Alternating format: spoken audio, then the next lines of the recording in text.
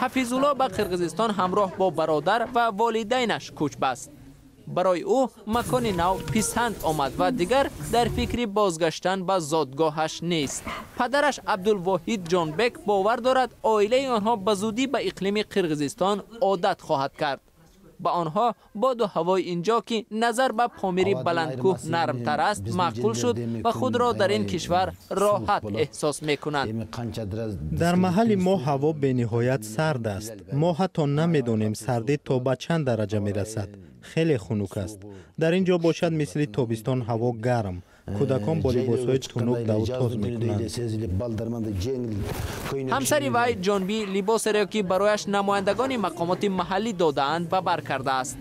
زنها لباس ملی خود را تقریبا نمی پوشند زیرا به شرایط کنونی سازگار نیست. در آنجا بیماری ها زیادند چون هوا خنک است زود بیمار می شویم. اما اینجا گرم و خوب است. ما الکی از نور آفتاب نیرو گرفتیم. برای بدخشانی های مرغاب دست کشیدن از فرهنگ خود کاری ساده نیست. جوان دختران نه تنها جرأت حرف زدن با مادران را ندارند بلکه حتی به چشمان آنها نگاه کردن نمی توانند. به سوال ها نیز خیلی کوتاه پاسخ می دهند. دختر عبدالواحد خیرنسا به مثل دیگر بدخشانی ها می خواهد معلوماتی کسبی بگیرد. می خواهم تحصیل کنم. وقتی کلان می شوم آرزو دارم دکتر شوم. بدخشانی ها را تبابت خواهم کرد. هفته آینده بدخشانی ها به دهه قولانک می کوچند و در خوابگاهی لیتسه زندگی خواهند کرد.